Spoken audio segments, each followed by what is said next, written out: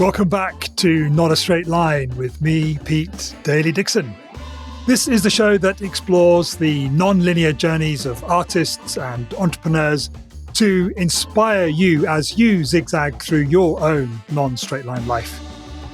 And this week, I'm joined by the amiable, multi-hyphenate force of nature that is Oriane Dinse. Oriane was introduced to me by a mutual friend, and we got on so well right off the bat. She's a fellow ADHD hero and entrepreneur at heart, and the zigs and zags of her life have created such an amazing personality that we can all learn from. Moving between disciplines and jobs, she's so evidently pushed to become the best person she can, whilst dealing with the uncertainty that comes with life. Right from her answer to my very first question in this conversation, I knew that the conversation would be deep. We talked about the challenges that she's had as a single parent, coping with a highly toxic workplace, the indelible mark that a life of being in debt left on her conscience, not to mention a family tragedy which had an incredible impact on her.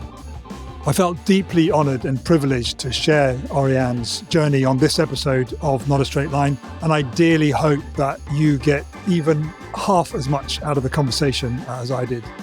Speaking of the conversation, let's get right into it.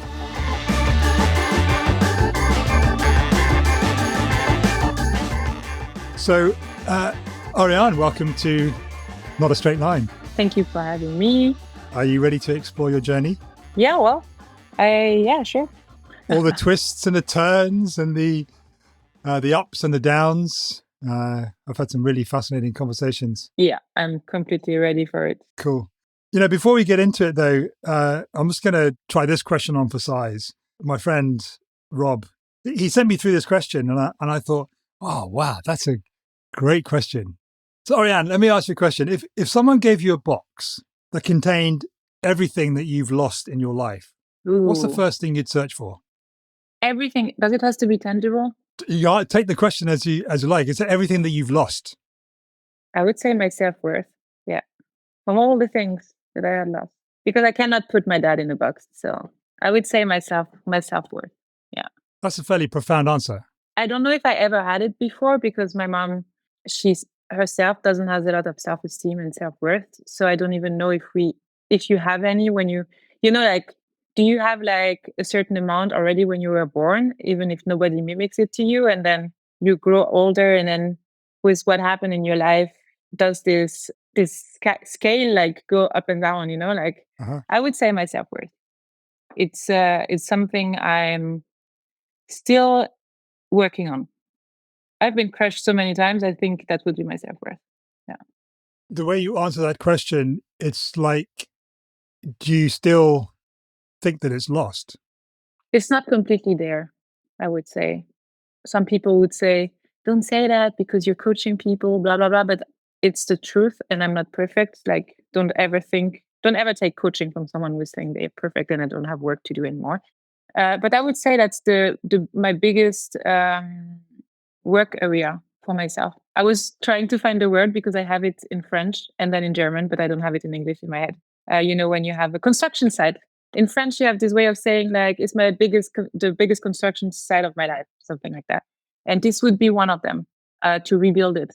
And I catch myself. I caught myself last time. I was pretty proud, like when you have something that happens and then the reaction that you have, you're like, oh, I changed the way I react to that. I'm better now. I'm feeling better about myself. So I know it's working, the work I'm doing, but sometimes I have like, at the moment I'm working on building up my Instagram for the business and also because I just love the platform and I'm struggling and it has something to do with my self-worth too. I know that. Are you able to share, and totally fine if not, are you able to share the specific thing that you realize, oh, I reacted differently there? Can you share the specific? Oh, I can't remember it. I would have to go to my journal where I wrote it, but Okay. I don't remember it specifically. Like it's just, I have other examples, but it's not linked to my self-worth, but it's, for example, with the father of my son. If you would have told me a year ago that we would be friends now, I would have told you like, you're crazy. It's never going to happen. But I shifted my perspective and how I react to stuff was related to him and everything. And it's really peace for the soul, it's really good. And that's the moment I know I changed. I have an example. I don't know if it's the right example, but for example, my mom always told me, when you have two people in a room, the probability that the two-person have experienced what is in the room differently is at 100%. And I knew that, but then, you still go through life and you're like, how can people not see this and not see that? And I don't know why, but last time it's related to my ex. I realized, oh yeah, that's a good example actually. That I was still placing myself as a victim and I didn't want it to change, shift my perspective on it to understand that he sees the relationship we had completely different as I do. And I was like, how can he not see how he hurt me, blah, blah, blah, blah, blah. But then all of a sudden I was like, no, maybe he's really like I finally had the empathy and compassion enough to try to understand like how he felt. And this is the moment I knew I shifted something I would have not reacted the same way a few months or a few years ago. Because we've been separated since December 21. And that would be an example. I don't know. Is it the right example? Like yeah. Well, all I know is that I'm almost certain that it doesn't happen by accident. That the fact that you talked a few times, use the construction site you're working, that the work you're doing is obviously having an impact. Like I say, it doesn't happen by accident. You just don't suddenly miraculously wake up in the morning and start to react differently and feel differently. You need to do the work. No, definitely, yeah.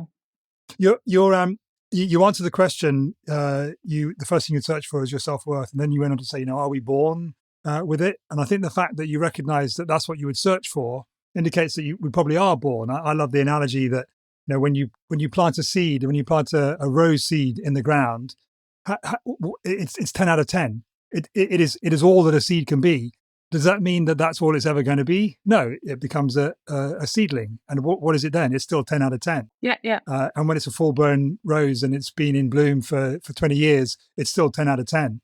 So there's something in your answer there which makes me both sad and hopeful that, yes, we are born 10 out of 10. But the sadness comes from the recognition that for whatever reason, we end up thinking that we're not. That's true. But the hope comes from knowing that you can do the work to recognize that you are 10 out of 10. Yeah, actually, we were born perfect. The soul incarnated and we were born perfect, but then you have all the programs that goes onto you because we're not like the other species of animals that as a baby you have to survive right away, and you can survive right away if you're the stronger of them. But you have to depend on a construct, a society, a mom, a father, family construct, school. And so you start to go into the boxes because you need to belong to survive. Like, not belong, you need to fit in to survive. At which cost? And sometimes the cost is that you forget who you are, and then the battle starts. Or not the battle, the work starts. Because my belief is that our souls incarnate with a mission. So we have a mission, something we want to work on in this incarnation. And so we are put in the, maybe I'm going to get hate for that, but so you're put into a kind of life path that is going to trigger what you have to work on, but you don't remember it when you incarnate because that would be too easy. And so everything that happens to me, for example, when I look back, it makes sense what I'm doing today. And then I'm like, of course, all my obstacles, challenges, the thing I'm good at, they all lead to what I'm doing right now. So, of course, sometimes you go from hardship to hardship to hardship, and then maybe there are some other stuff to look at, but and to resolve. But I think we choose. I think we choose our parents, and like to all the parents out there, especially to the single moms who are like, "What did I make a child with this guy?" Your child choose it for his life path, so it's not your responsibility. Like just go with it, roll with it. Like this is how I calm down. But now I'm like that was how I felt before because now I'm good with the father of my son. But I don't know. I don't want to go too deeper in that. But I think we all have this life path that is in front of us, and parents we have, the friends we have, we're all part of a soul group that's made an agreement before incarnating, and we all incarnate together, and then we have all like our set of challenges along the way that are there to trigger the mission you're on. Profound and deep. Yeah. And I think the mission we're on is actually to make one with the universe again, like to realize that you are your own power and that you have control. Because when we hear the news today and everything, we feel out of control. We feel lost and we feel that we cannot do anything. But actually, in my belief system, we can.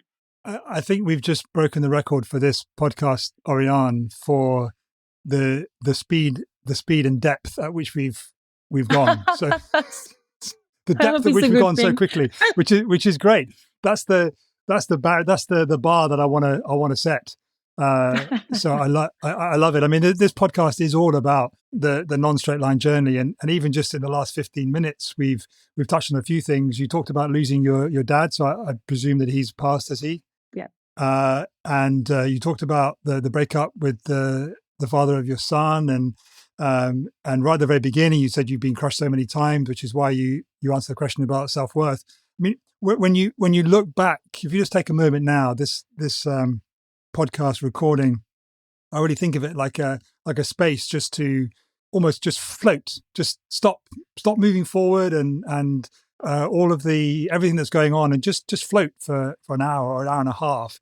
And as you do that, and you reflect back on your life and the stepping stones and the path that you've been on, there's obviously lots of zigs and zags. Is there any one in particular that is just straight away jumps out at you as the biggest, or where the stakes felt the highest? Do you want to just go there and share the story? I think it would have been the week I decided I would separate from the father of my son. And that same week, I remember Monday at 3 p.m. I got fired from my job. And on Friday, I decided to end the relationship. And that was, of course, the stakes are higher because I had no financial security at that moment. I had a wine business that was slowly going good, but that I had to end because I was mostly working evenings on that. So as alone with a child, I couldn't do that anymore. So I had to really shut down everything. And the stakes are higher. It's not just me breaking up with someone and then child have a good life. I do my life now. I have a little one in between. It's always 2 years old. And it's also it's not only you don't only break up with the person you thought you would spend the whole life with, you break up a dream you had of the perfect family. It's something that blew up in your face, that you have to grieve that dream that you had since you were a little girl. Since my parents divorced, and I always said to me, I would never do like my parents. I want to have the perfect husband with the 2 kids, blah blah blah. Didn't happen. It took me a long time to grieve that, also to accept that I felt that I was fighting for 2 years, 1.5 years to save what we had, but it didn't work out. How long were you together? Not so long, 4 years. Yeah. So it was quite heavy, and also losing the job, and then you're like, oh my God, I don't have any financial security anymore, because before I got my kid, I was a consultant, so I was earning my money good. But then I became pregnant, and then I stopped working there. And so I went into a job that was mentally not at all. After a month, I had already rounded up the job and I was bored. And so not mentally, how do you say, stimulating. Then you have all these breakdowns. Which with ADHD, I understand that. Yeah. Yes. And then on the side, that doesn't work. The family breaks up. It was bad, but it's quite interesting, because I remember walking to my job, because my boss wrote me on Sunday evening, and he was like, "Can you come tomorrow and not do at 3 p.m.?" And I was like, "No way! Someone sane would send you a Sunday evening text to tell you to come in and fire you." That was the way I could calm down my nervous system, because that was the first idea that popped up. Is he's gonna fire me. And when I came in, they fired me. I cried, I remember, a little bit. But then when I called my friend on the phone, I started laughing, because I was like, that's so insane, because I was talking to my astrologist 2 days before I got fired. And I was like, when do you think I should get fired? to get started with my coaching business, to not be so I can really enjoy the energies that are available for me in my solar return. And he was like, yeah, perfect would be that you're really out of this job in February. And I thought I had a 4 weeks notice, but I had an 8-week notice. And on Monday they fired me, and it was 8 weeks February. So Wow. the universe had the call. It was like, okay, you didn't want to listen before. We're going to do it for you. So did they fire you for cause, or you just... No, just because they didn't have the money anymore to keep me. Yeah. So what did you they do? hired two people that were doing my job for half the money. So I trained them, and then they fired me. So what did you do? I mean, you got a kid. Yeah. You got no job. Yep. Were you able to keep the accommodation where you were with your ex? No. So I was I was still in the job officially for the States until mid-February. So I was still getting paid, but I was not working for them anymore. So that was cool. I mean, it's not America, thank God. And then I had the, you receive a state allowance because I paid for that for all my years of working. And so you have a year of where you're like benefits, dependent of the state. Yeah. Yeah. And so I did that. I was very lucky in all these like synchronicities that came. I remember I was on my way to Paris. It's awful to find a flat in Berlin. I was on the way to Paris, but it was Christmas, and I was gone for 3 weeks. And I wrote down in the chat of my former, when you're pregnant, you have this group of mothers you prepare the birth with. Yeah. And so I wrote down like, hey, I just broke up with my ex, with the father of my son. It's not a pity party. I just need to know if someone knows about a flat or somewhere. And a girl reached out like second after. She was like, I have a friend. She's in Friedrichshain. She looks for someone to get her a flat because they are expecting a kid and it's too little. And she sent me pictures and blah, blah, blah. The only reason was that I had to buy the kitchen, and then I was like, okay, fine. Doesn't check all my boxes for a flat, but I'm not going to be picky because the price was so good. Beggars can't be choosers.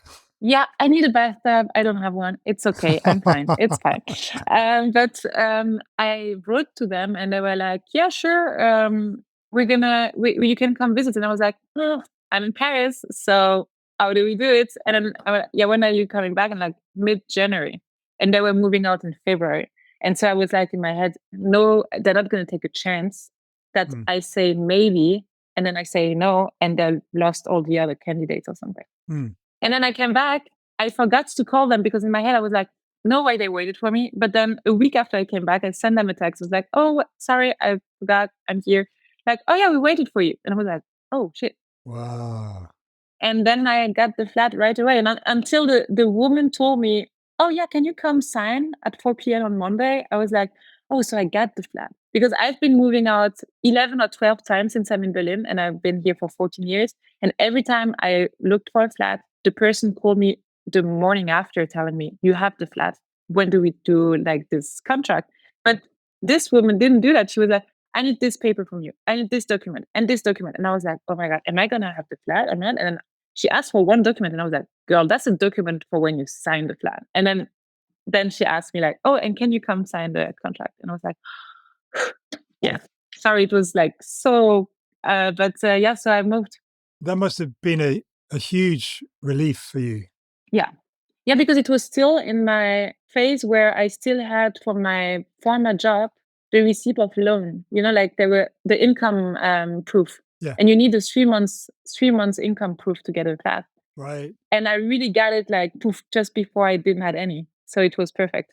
So just in that story there about getting that new accommodation, you just dropped something in which indicates that even your time in Berlin has the zigzag of your accommodation. I mean, to move 11 or 12 times in 14 years, did you just spend your whole time moving house? Is that what you did? Oh, move in. Oh, it's a week later. Now it's time to move again. No, it's just like, at first I was in, how do you say when you like with other people? When you have two roommates. A flat share. A flat share. Sorry. So I had a flat share the first time I went to Berlin. Then I had to move back to Paris for 6 months to finish my studies. Then I came back. Then I was at my former boyfriend at that time. and I moved out of this flat. Like it's just like my life changed. Then I had my first flat alone. Then I was with this new guy who like hated my flat, and then two friends of mine from France wanted to have like share flat. So I moved also with them, and then the share flats exploded because one left, then the other one got a girlfriend, and then we somehow didn't get along anymore to live together. So I moved again with former colleagues who had a like spare room in her apartment. Then I met the father of my son. We moved 3 times together already. Like all these things happened. I mean, moving house, and it is different, I guess, when you're in a flat share because everything's just in a. Is it different? I mean, basically, what I'm saying is that they say that moving is one of the most stressful things you can do. It's like it's up there along with divorce and death in close proximity to you. Not your own death, obviously. I mean, that's so. Well, what do you think that? I mean, did you have a sense of feeling stressed in all that move? I mean, it sounds fairly relentless. I mean, because you didn't feel stressed at all. So how did you cope with it? I don't know. I just went along with it. The last one, when I had to move out, was more emotional because I was alone with my little one. So that one was stressing me out because I wanted to get everything in my flat done in 3 days. I am so bad at IKEA furnitures. I hate it. Like, I don't like it. And I had to build everything. And also, I didn't want to build everything like just out of the package. No, I had the idea to sand everything, to put a color on it, blah, blah, blah. And it took me ages. And I felt so bad when finally my kid came in because he was at his father during the 3 days I was doing everything in the flat. His room was ready. That was the most important for me. But my room, oh my God, I could share pictures. I felt so bad about it because I thought I was such a bad mom because there were like paper everywhere, like trash actually. Like it looked like trash, but it was like because I didn't have enough space yet to put everything out and in. And I remember I looked at pictures a few weeks ago, and I have the feeling my baby was, he was 2, and I'm trying not to cry, but I felt like he felt sad, When I see the picture, he lost his light, and wow. Yet not anymore. Yeah, it was quite like when I was looking at the picture and I was like, oh my God, like I didn't notice at that time, So my makeup is too expensive to try, sorry. If we were doing these things face to face, I'd give you a big hug now because that's we can do a virtual hug. I can feel it. Thank you. Virtual hug.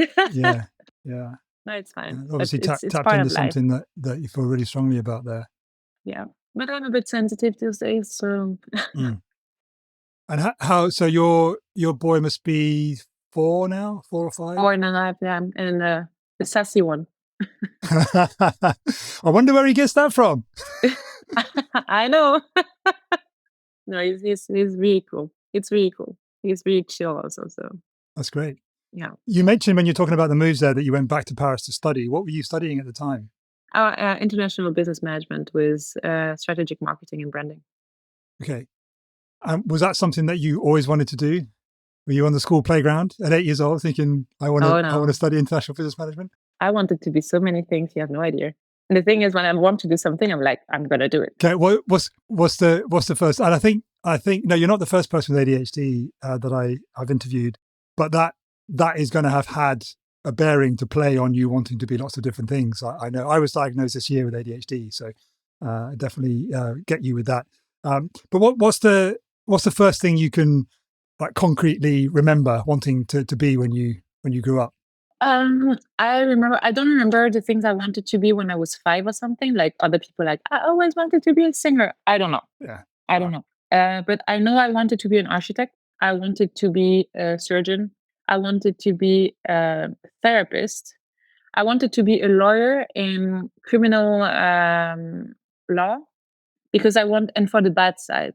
So I wanted to do a law degree and a psychology degree because I wanted to to be the lawyer of offenders, to change them, to do psychology with them so that they become good again. Because I was already in the thing, everybody has something good in them and something happened along the way that you like just snap and and you become a bad person.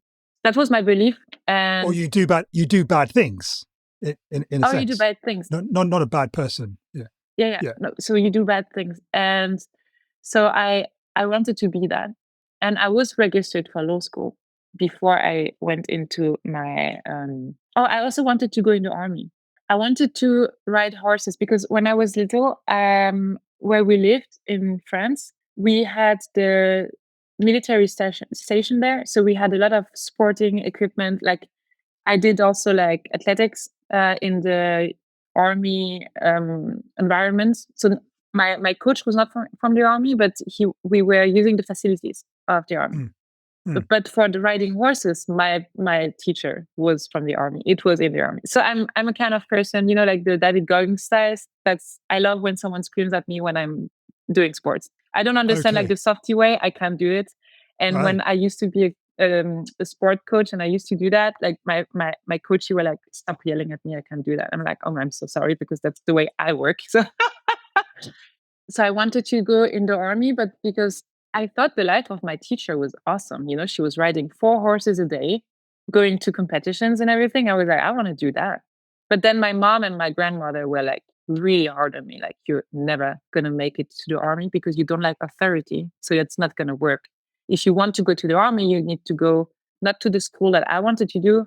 You have to go to the higher one. But then the higher one, like, and also the other one, it's like, depending on your evaluation, where you can go. So it's not even given that you're going to end up riding horses all the time. So that was at some point like an argument. I was like, okay, I'm not going to do it. I wanted to go to the army also to test my limits. I wanted to know how far could I make it because they're brutal. Like it's brutal to go there and to be trained and everything. And I just wanted to know like, what are my limits? And I remember also watching this documentary at my mom when I was little on the sixth channel, and it was about the GIGN. This is one of the special forces in France, and it's brutal the training they're going through. And me sitting on that sofa, I was like, "Oh, I want to try that." And my mom looked at me. She was like, "Wow." Ah. But then I ended up wanting to go to law school. I registered to law school, and at the same time, you're choosing. I was 17 when I started my studies. So 16, you have already to start looking for what you want to do for the rest of your life. And a lot of my friends were like, but you're so outgoing and blah, blah, blah. You could actually go to business school. And so I registered for the business schools tests because for the business schools I wanted to do, you had to go through a test that you had to pay for. And if you had a good grade, then you could choose which school you wanted to go in. And I was like, okay, I haven't trained for this tests. My mom is, we're not rich. So it was also hard for my mom to pay for that. And so I was like, okay, because before someone comes like, but she was riding horse, blah, blah, blah, blah, blah. Yeah. But why I was riding horse in the army, it's because it was way cheaper than I would have in a normal club. Just for the note. And my mom did everything she could to put us through what we wanted to do. So she would always try to make it happen. So that's something I really admire about her. And so I registered to law school. I had my seat at the Sorbonne, I think. I think it was Sorbonne. And then I went through the test of the business school and I got excellent grades. And so I was like, that's a sign going there. And then I took a loan for the first year for my studies. And then tragically, my father passed in January from my first year. And so it's a bit complicated, but the money my mom was putting in the house we had, that was after the moment my father died, because thanks to the insurances they had put on the house from the beginning, this money she had to pay into that house was taken over by the insurance. So she had like this spare money, and we put that into my study. Mm. And how old were you at the time? 17. I just turned 18 when my father died. And that was a sudden, unexpected death. He wasn't ill or anything. Well, it's a bit more complicated than that. But so my father left Europe. We heard about it in June from 2007, when my father always called us when we had our birthday. He could be whenever on the planet. He would call us. He called, and I remember my brother is a gamer. He's always in his room, and that day it was his birthday, and he was waiting for us on the porch, like in the front door outside. And we were like, that something is wrong. And he was like, yeah, that is in the Philippines. And I'm like, what? You know? he called him for saying happy birthday and telling him that he was gone. He was not in Europe anymore.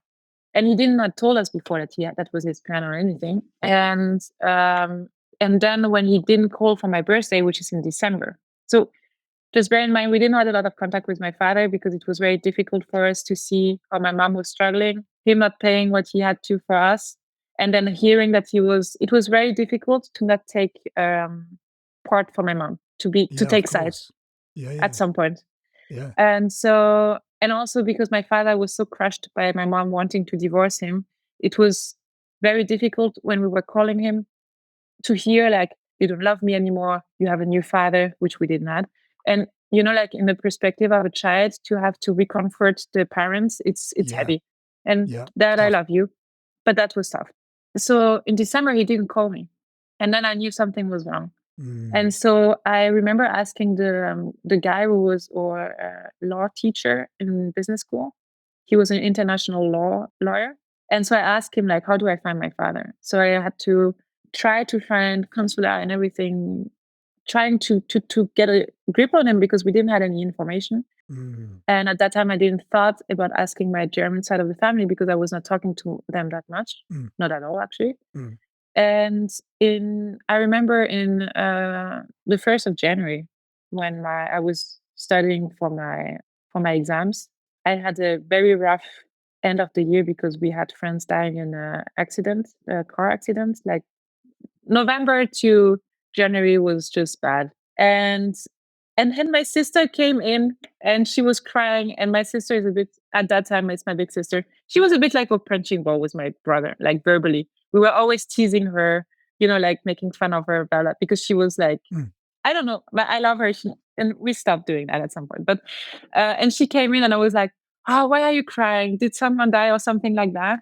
And then I saw my grandmother leave the room, my uncle, we leave the room, and my mom like, come, please sit down. And then my sister told us that she was on a phone with the best friend of my father. We were just told her that my father had passed.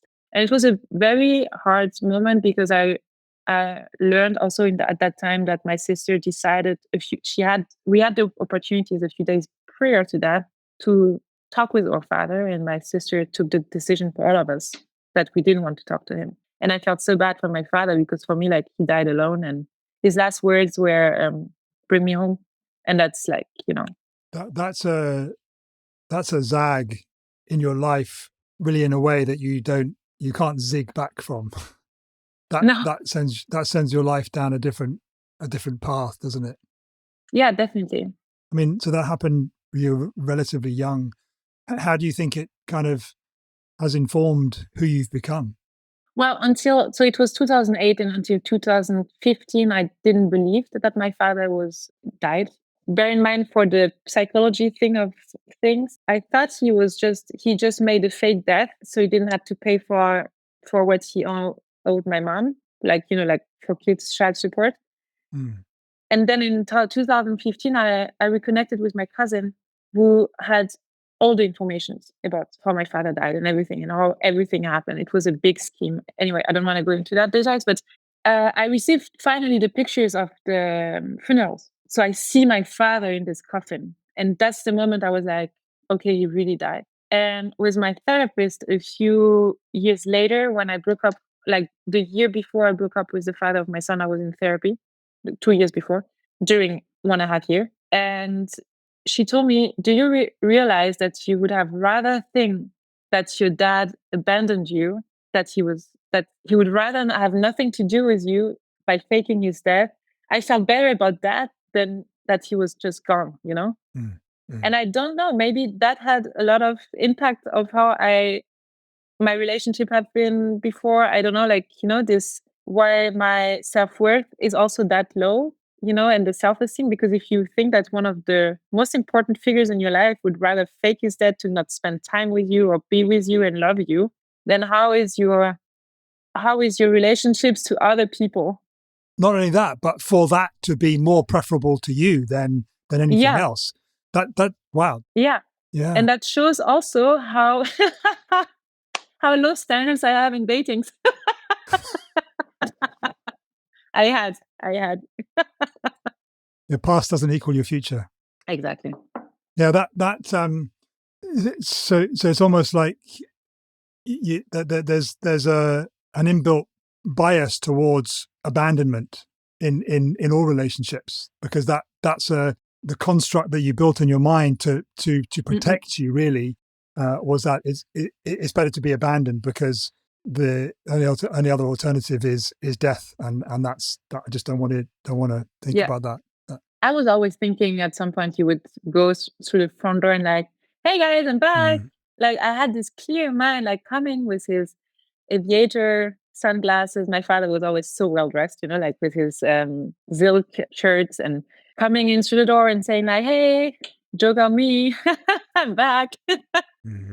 Because he said to my cousin to keep it secret that he was going to the Philippines, because he wanted to rebuild his life in a better way, to be able to give us more, So you carried on with your studies. I don't want for you to think that I'm discounting what you've said.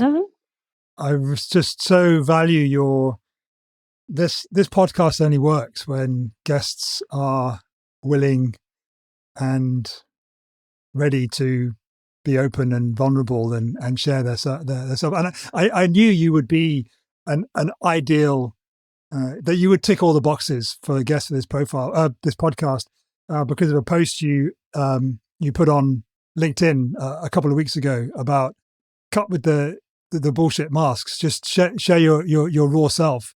So I was fairly certain that your raw self would show up today. I thought about it yesterday, about the small talk thing, because I met someone on Saturday, and then we're not caught in this chatting in small talk, and I'm like, I'm so bad at it, and I don't like doing that. And I'm like, what should I write? I think I'm gonna have to write that eventually. I don't know whether it's strongly correlated, ADHD and distaste for small talk, but I've heard it mentioned a fair few times. Deep and meaningful, or not at all, as far as I'm concerned. Exactly. Yeah, then you can see who you have in front of you. So you carried on with your studies? Were they interrupted at all? No, I started at 17, ended up my master degree with 21. Okay. All done. What next? The desire to be an architect and a lawyer. I'd love to explore that. But anyway, you ended up with your master's in international business, and what was it? International business and in strategic marketing and branding. And strategic marketing. So what? Yeah, I wanted to work in fashion. Oh, okay. Where did that come from? I started my studies wanting to work as a HR. This is how I started. Then I discovered marketing, but not the online marketing, because it was not that big when I started my studies. Yeah, I'm that old. And then I started working as a mini job. Like I had some few jobs on the side where I was a hostess for a fashion week, a kind of premium fashion week in Paris. And also, like, it's Paris. Like, all the people in my school were like, you had some rich specimens working around in Chanel and blah blah blah. And it was nice to see. I don't know, maybe also I was a girl who thought fashion was the thing I had to do to finally belong in this place where everyone has a lot of money and I don't. I thought that was where I should be. I think that was the motivation when I think about it back in the days. I always had this struggle of not belonging. You described your dad as being well dressed, so there must have been a sense of that as well. Like, you want to be around people that are smart and well dressed, and like you say. Well, I love when I went into my human design, there's so much thing that came out, and one of the things is I love beauty, and everyone think that's so like superficial, but I cannot work also in an environment where I don't feel that it's beautiful. I love going to Paris, because not for the people, because they look me up and down, because the way of I walk around, because I've been in Berlin for way too long that I'm so chill about how I'm dressed now. But I could go in pajama outside, get my bread, and I live in the middle of the city. I don't care. Nobody cares in Berlin, but in Paris it's a bit different. But I love looking at how the people are dressed and everything. And I wanted to work in fashion. And so all of my master degree was really going to, okay, how do I wanted to create an agency, a branding agency for premium fashion brands. And my master degree was actually about how do you create a new fashion brand, a premium fashion brand in this overcrowded market. How do you do that? I remember my mentor for the for my master degree, for my master thesis, she was like, we need to make an article for the marketing journal from your thesis. Like something professors should do when they want to, when I do PhD. She wanted to turn my thesis into something like that. But I was 21. I just arrived in Berlin. I just wanted to party. I didn't do it. So, and then when I had my first job, so I defended my master thesis in October. I already had two choices to work. And the one was working for a young designer in Berlin, where it was very unsecured, my future, like it's a very unsecure situation when you just go out of your studies and you have 10,000 euros to pay back. That become way more the years after. But, and then I had another job offer, which was working for a startup in marketing. And this startup was selling tires online. And I chose the startup. And because in my head, I was like, I know I always wanted to work in fashion. So I'm going to try stuff out when I'm still young. And then I'm just going to take the turn. Doesn't work like that in fashion. You cannot do that. Or maybe that's changed. And then I started working for the startup. I got bored. I stopped actually giving from myself. So at some point they also fired me. I've been fired from so many jobs. I'm a serial job hopper. That's how I call myself. And then I went into, I was a bit disgusted from marketing when I saw what the online marketing was doing, because when I studied marketing, for me, it was really this creative agencies doing creative work and not this analysis with Excel and blah, blah. And I know like performance marketing and you have these numbers, data. And so when I quit this job, when I got laid off from this job after 7 months, first, my whole world broke down, because I've always been the person who knew what she wanted to do.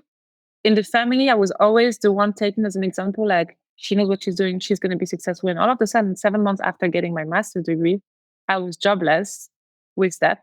And I was so ashamed to ask my mom for anything, because I was like, I left home and I'm done studying. I'm a responsible grown up now. And my mom cannot help me anyway because she doesn't have money, I'm not from this rich kids family. No offense to them. I love that you can do that. But I don't have to think that, oh, if it doesn't work out, I still have someone who can like help me. And I love that people who have richer families, that they can do that because they are more prone, I think, to take risks in their life. And that's cool for them. Everyone their path. But I don't have that, so I was freaked out. I took a loan, my first mistake, to get through it, because I did not work enough to get money from the state, like this jobless allowance. I don't know how it's called. And then it started. I don't know what I want to do. I don't know what I want to be. And then I was like, okay, I'm just going to be a consultant. And then I started consulting in gas and oil. And then it started. I went completely away from fashion marketing and did business development, consulting, many things. But I always came back to consulting. So yeah, I think I was consultant. Then I worked for this fitness industry as a business developer. And after that, I was traumatized. I didn't work for a year. And then I went into consulting again. And every time in between, this voice, because I wanted to be on my own. So I wanted to have my own company since I was 15. Since my father and my mom divorced, and my mom was set more in struggles and money struggles, that I was like, I made a promise to my little one, to my teenager one. You're never going to be dependent on a man from the States, from anything. You're going to have your own business. My father had his own business too.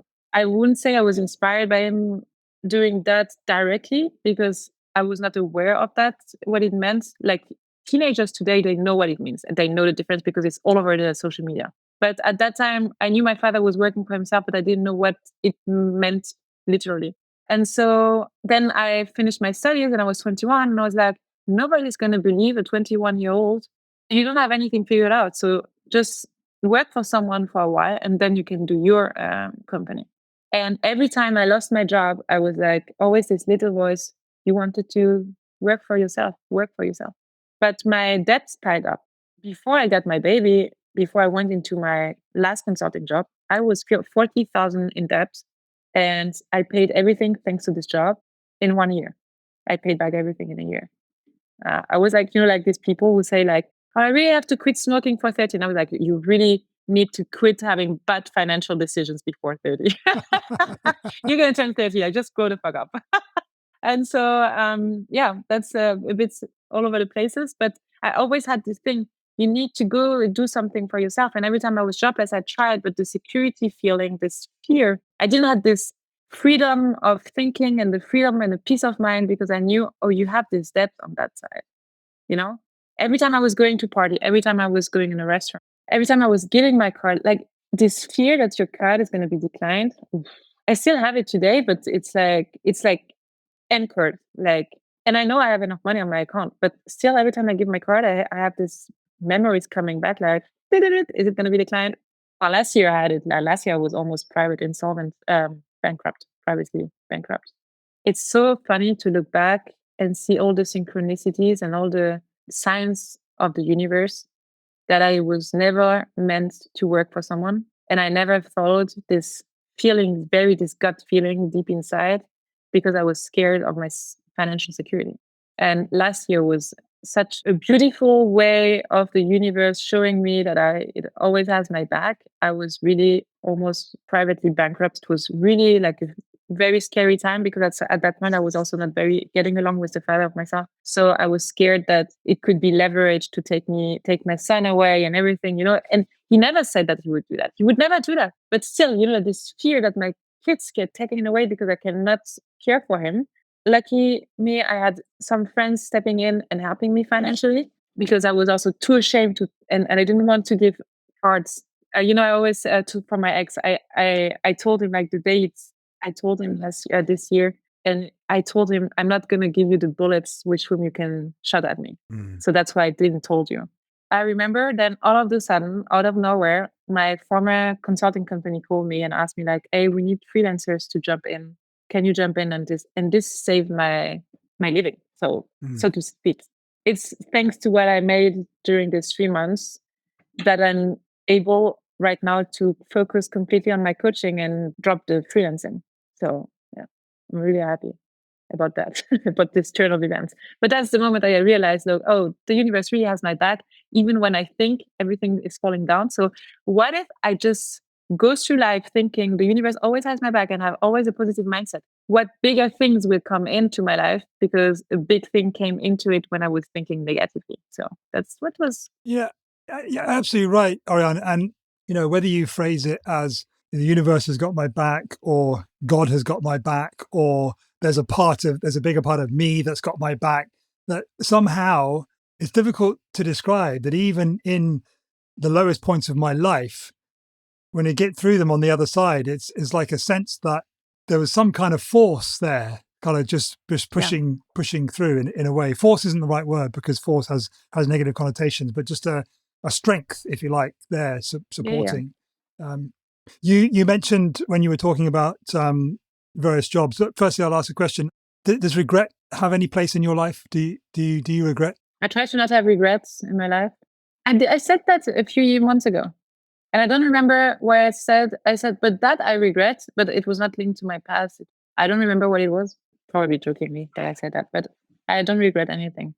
Everything brought me some people in my life, or some experiences, or also like knowing what you don't want to do is also as powerful as knowing what you want. So through all these experiences led me to where I'm doing right now. And like in my life, I went through a lot of major events that are pushing you to transform yourself and to work on yourself.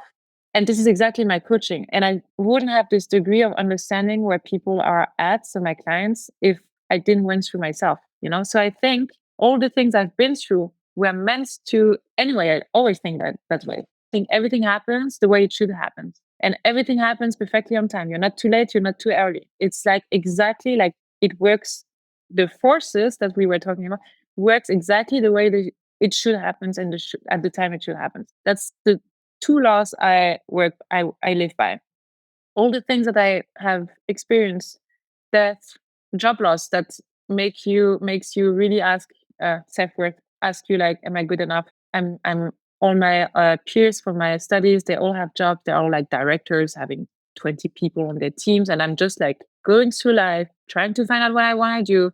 Blah, blah, blah. And still today, when I say I'm a coach, I'm working at the moment on this part of myself. Why do I always, when someone asks me what I'm doing and I say I'm a coach, I'm like, oh yeah, I'm a coach.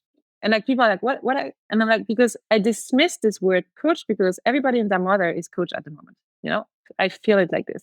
And also because I have this kind of shame in me because it's not the lawyer. I'm not a surgeon. I'm not business mogul, like CEO or anything. I'm just a coach. And I don't want to dismiss it because I'm so proud of doing the work I do. But when I'm in my business school, society, environment, people working at Google or consulting or making like having a startup that is changing the technology world. I don't know.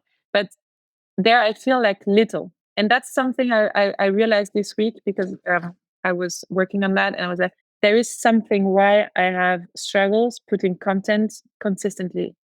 And then I went very deep, and then at some point the word shame came out, and then I was like, okay, am I ashamed? And then it took me 3 days. All of a sudden, I think I was at during a workout. I'm like, "Oof, you're ashamed to be a coach because you're not that what you studied for. You're not that what your family wanted you to be. You're just off path. You're not the path of the society because I'm even way deeper because I'm a coach, but in the spirituality thing. So I go like, I don't do just transformation coaching. I do that with spiritual tools like astrology and everything. And so like, it's really not the conventional path. And I think that's why I had it. That really resonates with me, Oriane. At the end of 21, I walked away from everything. I left my company and came off social media. And my wife found me a job driving cars, moving luxury vehicles around the UK. And for a long time, I don't think I've ever put the word shame on it, but it resonates with me when you were talking there. It's like I'm 50 years, well, I'm more than 50 years old, and what am I doing? I'm doing a blue collar job that's like moving vehicles, and I've run a software company, and it's like, what must people think?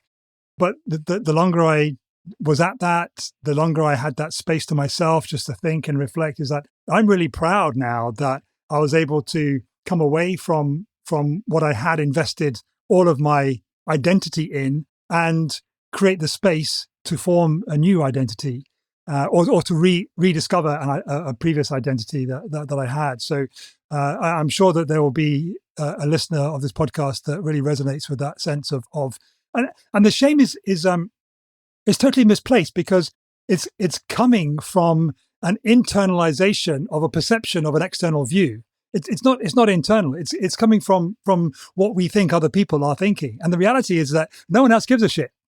Other Yeah. people are far more interested in their own lives than they are in ours.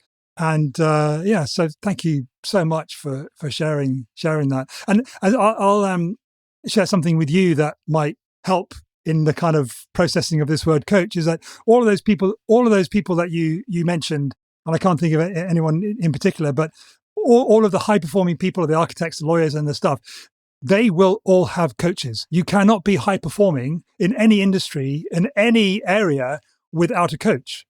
Look at any gold medalist at the Olympics. Yeah. They will talk about the coach that helped them get there. Uh, as one coach in Silicon Valley, who's had a huge influence on a lot of companies and founders of companies. So it's almost like you've internalized all of the zigs and zags of your journeys, and you've brought them into yourself in an entity which has the word coach around it in the world, to enable others to be the best possible versions of themselves, because we can't get there on our own. It's not a solo sport, this life thing. No, it's not. Yeah. We have to do it all together. But that's interesting the way you put it. I'm going to keep that in mind. It's a good reminder. You mentioned when you were talking about your job experience, also very common for people with ADHD, the starting jobs and finishing and going on. When were you diagnosed, out of interest? When did you? During my studies. Okay, right. And are you on medication or? I used I took the Ritalin from my brother because my brother was also diagnosed. And I took it, but I didn't want to take it. So my mom was like, just take it the week before your exams and during your exams, and then you just stop it. So I had a very random way of doing that. And my brother was very aware that at some point he was like to my mom, Mama, I don't want to do that anymore. It changed me too much. Mm. And so my mom just stopped and she was like, we're just going to figure it out without. And we just came all through. So yeah. And what about now? You don't take medication? no. No. But I felt a few weeks, like the last months, that I'm all over the place with my mind, and it's quite annoying. And I always joke saying, "Oh, my ADHD is getting worse." But then at some point I was like, "You are what you say," so reframe. And then I started stopping saying that and trying to more be focused and work on my doing more like some. I love to do Sudoku to rework With the the numbers, brain, for example. And I try also, the new thing is I'm learning new stuff right now, so just to keep the mind not all over the place. And I need a to-do list, like I need to time block, so I'm really more focused and work with the timer and everything. That works well for me. So putting structures and frameworks in place that help you mitigate there's a negative in inverted commas connotations. Have you come across a guy called Gary Brecka, Brecka? No. He's a human biologist, 10x health system. A friend of mine shared some YouTube shorts of Gary a few days ago, and his view from a deep understanding of human biology is that the problems that are for which ADHD is symptomatic stems from a gene mutation which prevents the body from. His analogy is you can't take oil out of the ground and put it in a car. You have to refine it first into gasoline, petrol, or diesel. And in the same way, you put raw materials into your body, plants, grass-fed meats, or dairy, or whatever. But there are certain gene mutations that prevent your body from refining those raw ingredients into the end product that your body needs. And one of those is the enzyme or amino acid or whatever. I don't know. I'm not the scientist. But that allows you to degrade thought, to break down the chemicals which are created when thoughts happen. And he said, so what modern science does is it like, well, okay, let's give people with ADHD amphetamines to speed their brains up, to make their brains go faster so they can cope with all these thoughts.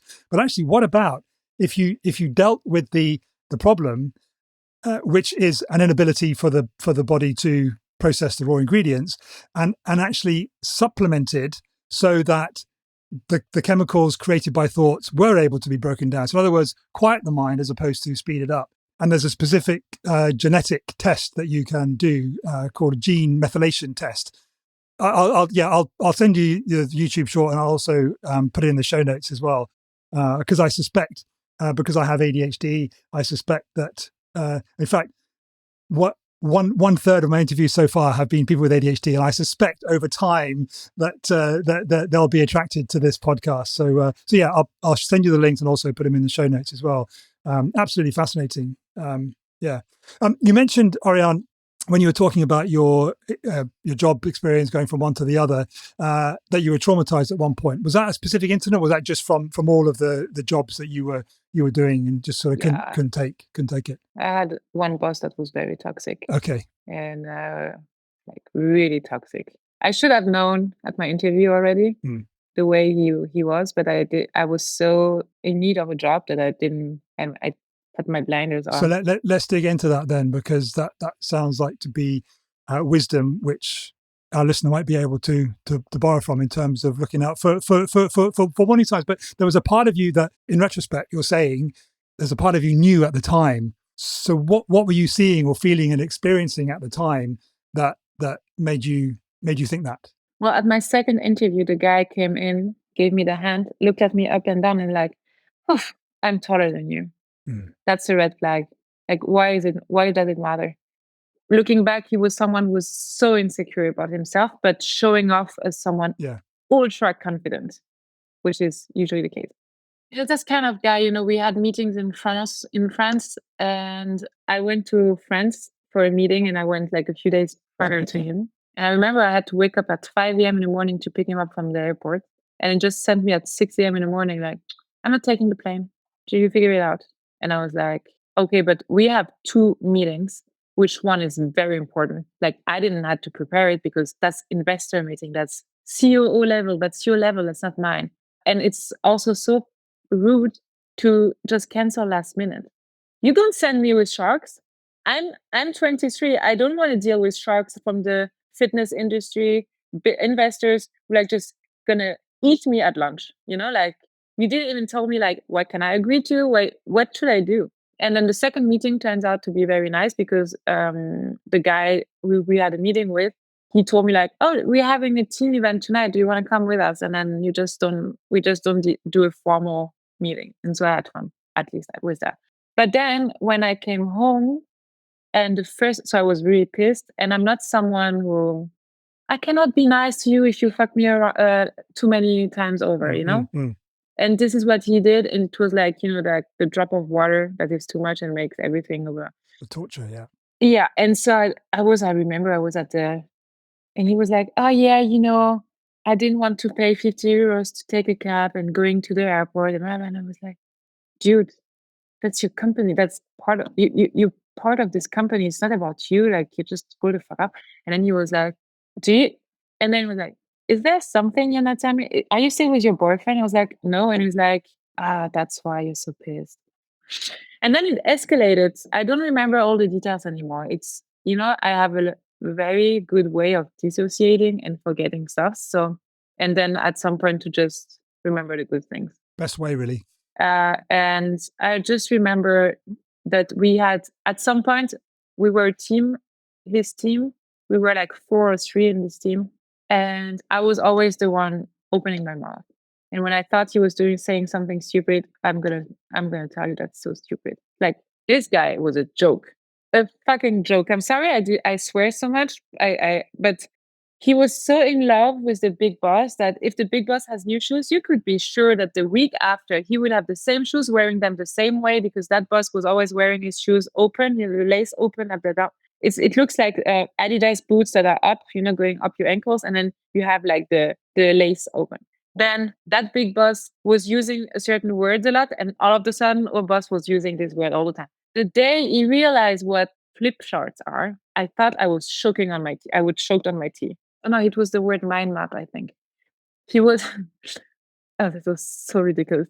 But he wanted us all of a sudden to like do a project planning, like project management of a huge project as a mind map. And I was like, dude, that's a brainstorming tool. You cannot plan a project with giving tasks to people and seeing how we need a Gantt chart at least later, or like use your fucking Excel as you do all the time, but don't use a mind map. No, yes, we're going to use a mind map. And then we start working around it because we don't have any choice. And then 2 weeks later, it's like, oh, I have a better idea. We should do a Gantt chart in a project. And I was like, oh, I'm just going to punch you in the face. That's what's your triggers in me. And how long after that did you leave? No, we didn't leave. My contract in this company is very usual to do contracts. In the first 2 years are 2 times a year contract. And then if everything's fine, we can continue. And in this company, it was also the thing, you don't fire someone right away, because sometimes it was not the right department or the right people you were working for. So they give you another shot in another department. And my roommate was working with the big boss. I remember that we were going into this kind of project that was fascinating. And I was like, and she was trying to get me on it. And she knew the big boss wanted me on it. And then he sabotaged it. He was like, I remember sitting in this confidential booths. Oh my God, that was the moment I realized there was nothing anymore to be made for this guy. Like, there is nothing that could save him except that his consciousness awakes and he gets a turn and gets smart all of a sudden, He was sitting in front of me and he was like, yeah, so you're going to work in this department now but I'm still going to be your direct boss. And I told him like, hey, look, and I remember being so calm, and I was like, hey, look, we're not getting along to work with, and you can dismiss me the way you do, but some people react like you react to the circumstances that you're going. Like, the way I react to you is something that has grown over the last year, and so the way you react to me is also like. And then he told me like, no, so he was like, okay, now I don't understand. I don't remember how I put it, but it was a way of, the way I'm reacting to you is also because of you. It's also because of me, because I don't do the work and it doesn't like flow over me, but it's also because of your character and the way you are. So I don't want you to be my boss if I change departments and I have the possibilities to work with the big boss, who could be my direct boss. On a project that really excites you. Yeah. And I think he felt threatened because if all of a sudden I work well with the big boss, he's going to see that I was not the problem because it was the other one. Mm-hmm. And so he left, and then all of a sudden he came back like in 5 minutes later, like, you meet in the confidential room again. And I'm like, well, okay. And then he was like, I'm not going to give you the job because what you're saying is that if I follow your thinking, he told me, he was like, so that means a woman who gets beaten up, that's her fault because she triggered the guy. And then I was like, I remember I was in front, like sitting like this, and I went back in my seat, and in my head I was thinking like, oh my God, you're so stupid, actually. There is nothing left for you. Like, I cannot do nothing anymore for you, you know? I mean, that's the kind of guy, you know, he went to a guy that was going to get fired, and he had to tell him. And he told him, like, hey, do you have a car? And the guy was like, no, I don't have a car. But why don't you have a car? And he was like, I don't know. Well, think about it. Why don't you have a car? Give me 3 reasons. And then the guy was like, yeah, well, it's too expensive. I don't need it. And I don't know. And he's like, and then he looked at him and like, that's exactly what we think of you. You're fired. Who does that?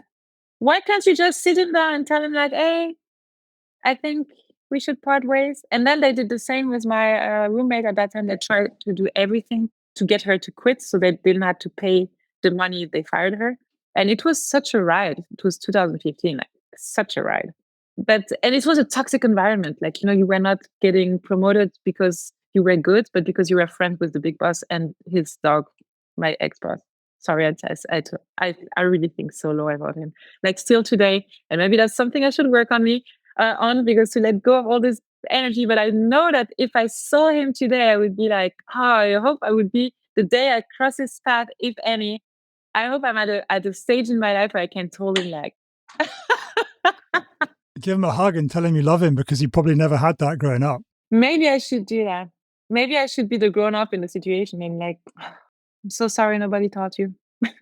I'm kind of torn just listening to that because there's going to be a listener of this podcast that, again, just totally resonates with working in a toxic environment. And a part of me was like feeling really angry for you. But then another part of me is feeling really sad for him. It's like, what happened to him? What happened to him in his upbringing? Because there's a wonderful book by Oprah Winfrey with Dr. Bruce. I can't think of the name. I'll put it in the show notes. And the book is called What Happened to You?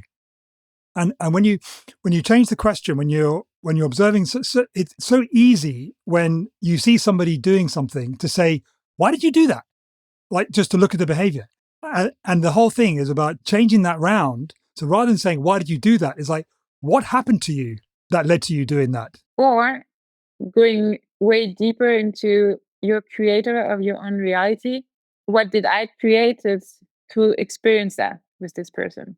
You know? And that almost comes full circle to where we started. Yeah. If everything is our responsibility, if everything in this world is actually what I see is the reflection of my own creation, what was needed there that I met this person? Why did I created these circumstances? Because you don't create the person. I don't know. Maybe you create the person. Maybe other people have a totally different experience with this guy. And if they notice whom I'm talking about, you know, like they're going to be like, what? He's like this. But no, I know he's like this because everybody around me. But again, everybody around me had the same opinion about him. But if it's my creation of my reality, of course people are gonna, you know. Yeah. So that's funny to think it also like that way. But it's a bit like very over the top and woo-woo, but yeah. I'm overjoyed with this conversation because I use the analogy of Inception, and it's like we have gone into a dream within a dream, a conversation within a conversation, but it's like we have now come back up to the top. Yeah. Because right at the very beginning, you were talking about this not in exactly the same way, and I'll need to go back and listen to the whole conversation. But I have a sense that we've kind of come round in a way to where we started, which is a great way to wrap up. So you've talked a couple of times that you're a coach. You're a coach, Oriane. I'm a coach. You're a coach. And I'm a proud coach. You're a proud coach because you help people be the best versions of themselves. That's what I told myself last time. I was like, why are you afraid of saying that you're a coach? You're doing like when someone has a light bulb moment and I'm like, yes, girl. Yeah. I'm so happy about it. You know, I'm so happy when I see the light coming back in the eyes and like because someone gets it. It's because I was there. I can see the light in the light and the energy in your eyes as well, talking about reflecting on somebody having a light bulb moment because of your coaching and your input, and I'm sure the questions that you ask. So you're interesting, you're occasionally traumatic, but always energetic zigs and zags through this life have brought you to where you are now as a proud coach. Do you have a sense of, and we know that we kind of only really get a sense of the thread that joins our zigs and zags and our stepping stones together when we're looking back, and we don't have crystal balls. But do you have a sense of where your energy is taking you? I mean, can you get a sense of where you're headed, even if you know that there will be zigs and zags on the way there? Right now, if I know where it's going, damn, no. You caught me also in the weeks where I'm like always asking myself, is it the right direction? Because that's the eternal question I'm always asking myself. But and it's going into like I really focus on the coaching and creating so my community. I really want to have a community-based business. Who do you serve? Everyone. I'm just kidding.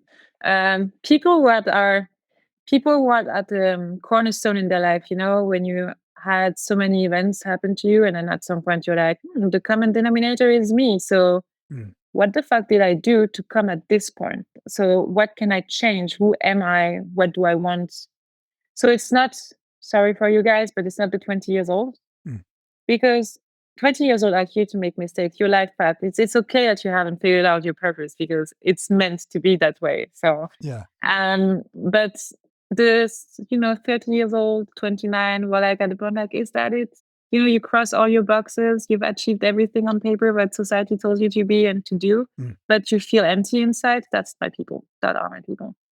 Like they know there is something else, but they're scared to get out of it. And yeah, I work I've been working the most with founders because they are like, when you build a business, you're more keen to work on yourself too.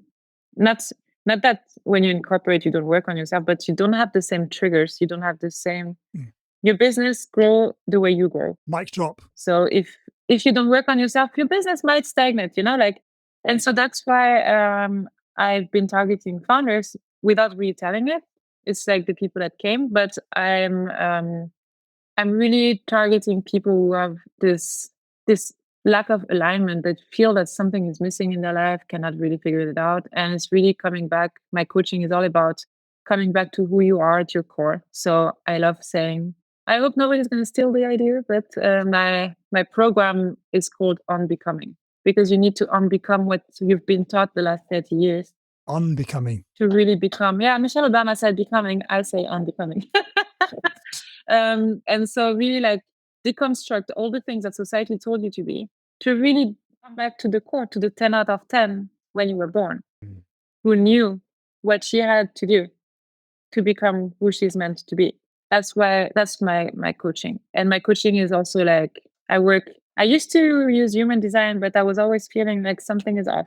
So that's going to get very woo-woo spirituality wise, but I have a pendulum and I work a lot with my pendulum and my spirit guides. And so many times I wanted human design to be the tools I'm going to work with and it's going to change the world. Blah, blah, blah. And every time I asked the pendulum, so I really wanted to work with human design, but every time I asked the pendulum, it was a hard no. Like, it's not your tool. And recently I've been more into learning astrology, because when you think about it, human design comes from astrology, but astrology has been used since the 1,500 years. No, like for 4,000 years. And human design has been around since the 90s. So I was talking with this friend, she was like, yeah, human design is a bit the shortcut for people who don't want to get into the deeper side of astrology, which is more dense and more intense. You can call it the way you want. I just think it's logical now to do astrology because my mom is an astrologer, like part of her, like she's not doing that professionally, but she has, she's one. And so that's why I was like, oh yeah, I'm just gonna dive into it. And since I decided to dive into it, I've found so many books because I buy all the books all the time. And I'm into learning that. And I also like the runes and I use oracle cards. So I use a lot of intuition also during my coaching, so I don't have a straight line. That was the word that came to mind. All of the tools you mentioned there, to me, speak very much of intuition. It sounds like a very intuitive based practice that you have there, which I know will resonate hugely with some listeners of this podcast. Yeah, so that's what I do. And I do men and women. I don't work only with women. Yeah. Amazing. I hope I did answer your question, but yeah, that's what I do. We met obviously through the work of two amazing coaches, Angela and Christina.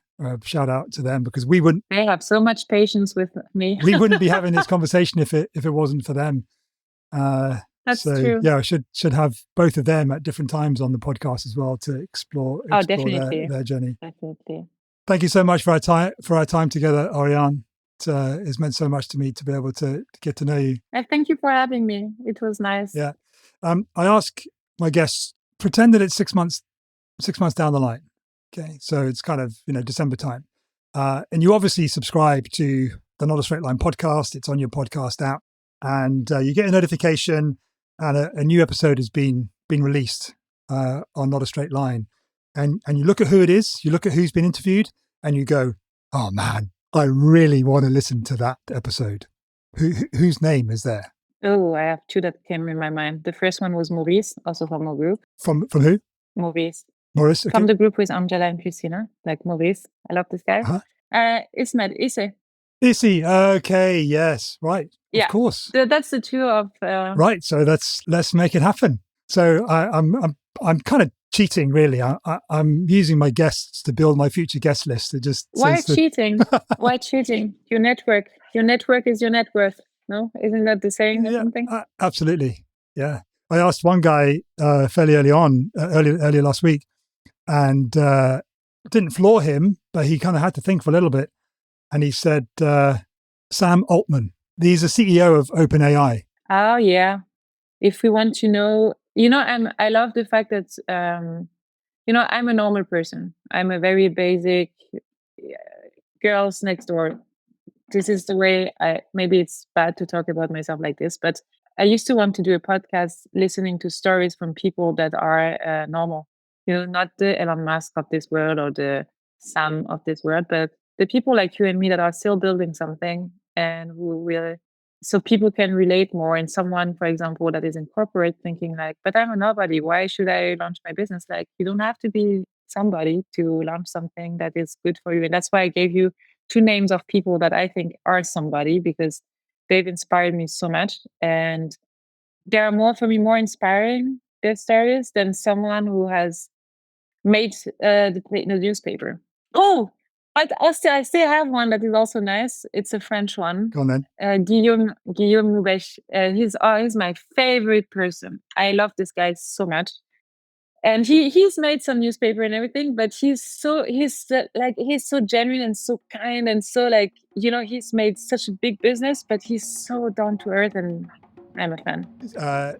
So when we talk on LinkedIn after this, send me his name. I didn't. I'm going to send you his name. Yeah. Wonderful. So that's a wrap, as they say in the business. Thank you.